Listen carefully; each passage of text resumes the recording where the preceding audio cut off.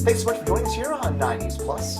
I'm Chris Bianchi and joined by Kelly Maher, Republican strategist, and James Mejia, Democratic strategist, for a bit more on the primaries that took place on Tuesday, June the 28th. For the most part, the focus was on the Republican side of things, where there were some high-profile primaries that took place. Kelly, your overall takeaways from Joe O'Dea in the senatorial race, Heidi Ganahl winning in the gubernatorial race, and Pam Anderson winning in the Secretary of State race. Yeah, I think that Republican voters, or those that voted Republican ballots, which actually also included some unaffiliated voters who decided to vote Republican ballots, because unaffiliated voters now in Colorado get both a Democrat and a Republican ballot, get to decide which they want to vote. So that group of voters who cast Republican ballots largely decided to go with those candidates that they thought would do best against Democrat challengers in the general election. I would say the biggest losers of the night were those who spent millions and millions of dollars from the Democrat side in the Republican primary trying to handpick those candidates they thought were going to be the hardest to beat, or the easiest to beat, and they just basically set their money on fire. So that stinks for them. And $4 million worth of money because of millions of dollars. Well, $4 million on TV. That does not include all the mail. There was tons of mail dropped across the state, and that can get really expensive really fast. So millions and millions of dollars spent by the Democratic side to try and elevate specifically Ron Hanks, and in the gubernatorial race it was Greg Lopez.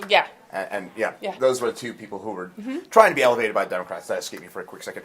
James, I know not a whole lot of action on the Democratic side. What were your takeaways from the primaries? Yeah, not a lot of contested primaries on the Democratic side, but a great deal of interest to see who we'll be facing in November in the generals.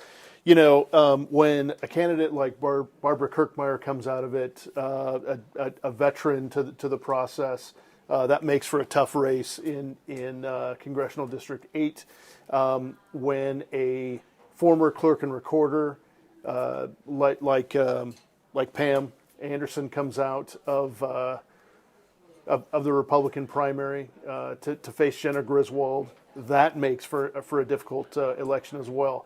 I think the big takeaway for me is that the more substantive candidates on the Republican side seem to have emerged. That's a win for Colorado. It's much better for our state when we have candidates focusing on the issues, whether they're a D or an R.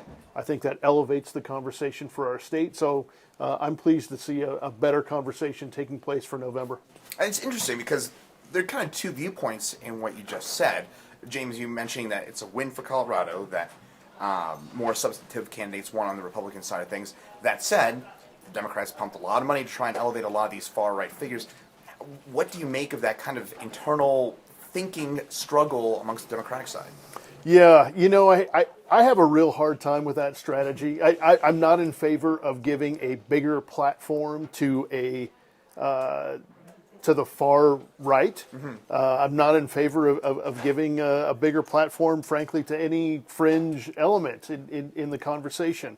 So I like to see the more substantive issues being debated, being discussed, again, to elevate the conversation for the state. So not a big fan of spending money in an opponent's primary to try to sway results there. And frankly, I don't think we have to worry about it. I think when we, as Democrats, state the case for how we make better politics for the state of Colorado, I think we'll emerge victorious in November.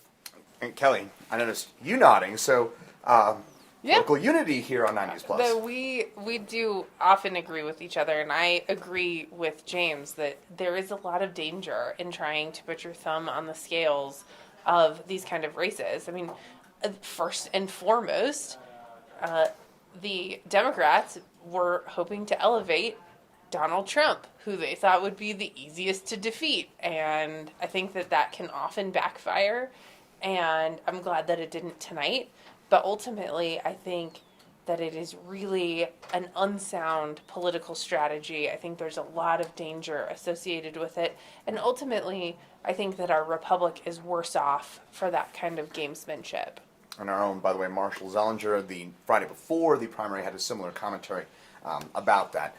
With that said, now that we know roughly who's going to be going ahead to the general elections, Kelly, I'll start with you. Any candidates that you think have that won on Tuesday night that you think have a particular chance of winning in the general? Yeah, I mean, first and foremost, I think Pam Anderson for the Secretary of State's race is going to be really formidable. She has an amazing resume, a really good network, and Jenna Griswold has now a record of really politicizing her office in a way that makes people deeply uncomfortable.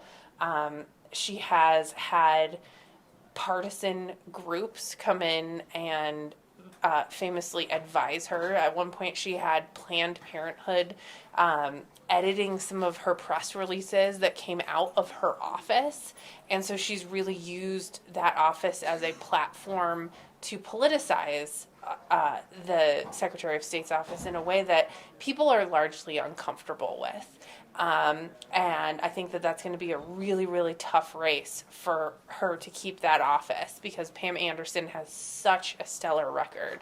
So I think that that's going to be a really, really tight race. I also think James brought up the 8th Congressional District.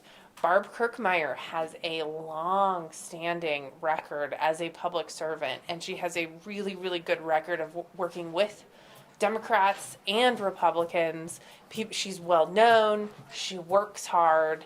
And I think that Yadira is going to have a tough time against her. I also think that, in the midterms, facing unprecedented inflation, very expensive gas at the pump, people are going to be turning away from the administration and the Biden administration. And so that's going to boost Republicans really across the state. All right, so it sounds like the 8th Congressional District, which, by the way, for those of you who might not know, that is the new congressional district that formed this year. So it's an open seat because 2022 will feature the first time that the 8th Congressional District is contested. And that, by the way, is largely, I believe, Hispanic. About 40%. 40%, and it's based in northern Colorado, a lot of Weld County there. James, any races perhaps as the Democrats, since Democrats control basically everything in Colorado right now, any races that perhaps give you a little bit of concern at this point? Well, I think that the two that we've discussed are going to be the most competitive by far. I'm very encouraged by Brittany Pedersen in 7 to be able to keep that in Democratic hands. She will follow the tradition that retiring congressional member Ed Perlmutter has had in working very hard. It's a work ethic that has become ingrained in that district, and Brittany Pedersen is she's an outstanding campaigner, and she's going to work very hard to keep Congressional District 7 in Democratic hands. I do think that 8 will be a challenge. That's going to be a tough race, and I think Secretary of State is going to be a tough race. I will say this, though. I looking at how Jenna Griswold has performed, she has overseen fair and impartial elections, in my opinion, being the most important aspect of that office. So that helps her moving forward for November. All right, so with that in mind, I guess one race we haven't talked about yet, Lauren Boebert, cruising relatively to re-election, the primary, despite a high-profile challenger in State Senator Don Quorum. Kelly, I'll start with you. Your thoughts on that race and that challenge? Yeah, I mean, I think that district she'll hold it.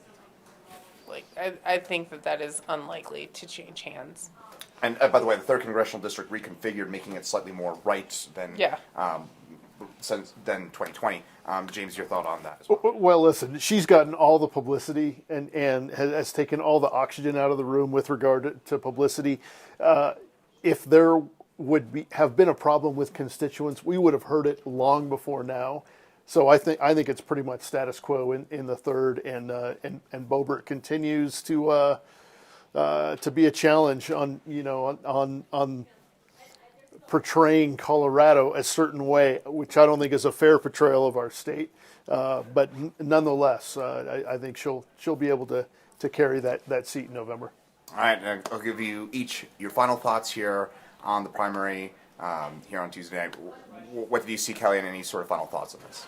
Yeah, I mean, I think that the final thoughts are, my hope is that Democrats who think that they can parachute in and drop millions of dollars and handpick the candidates that they believe are the weakest, A, are wrong, and B, are dumb. Direct. James, I'm I'll nothing turn it if over to you. Yes, yes. I think a good thing for the state that better candidates emerged from the Republican side. Still not convinced they're going to be able to beat Democrats in November. I'm also very pleased to see independent voters to be able to participate in the primaries. All right, Kelly Maher from the Republican side, James Mejia from the Democratic side.